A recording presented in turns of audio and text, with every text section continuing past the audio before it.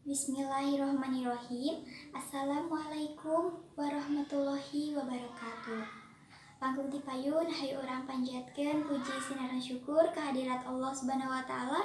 Alhamdulillah dina danget ieu urang sadaya tiasa kempel dina ieu tempat dina kaayaan sehat walafiat.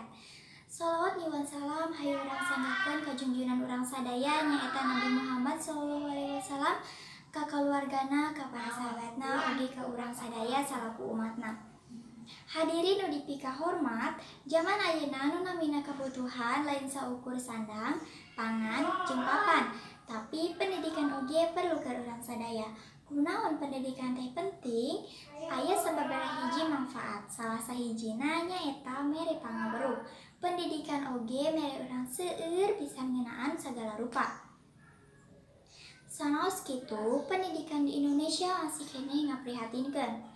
Sabab dumasarkan survei pendidikan di Indonesia ayana dina urutan ke-65 tina total negara 68.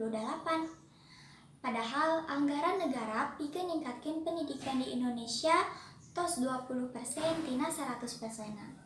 Tapi kunaon pendidikan di Indonesia teu acan maju keneh.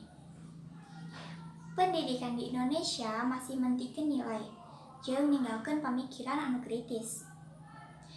Nyatana sistem pendidikan anu diwangun ku Bapak Pendidikan nyaeta Ki Hajar Dewantara benten pisan ti sistem pendidikan anu ayeuna.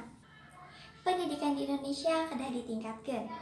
Kumaha carana? Anu kahiji urang kedah gaduh kasadaran ti masing-masing, carana urang kedah numutkeun rasa semangat anu luhur dina diri urang. Nu kadua, pendidikan di Indonesia bakal maju upami urang ningkatkeun diri urang sorangan. Sanaos urang gaduh nilai ulangan anu goreng, tapi urang kudu ngahargaan, eta teh usaha urang.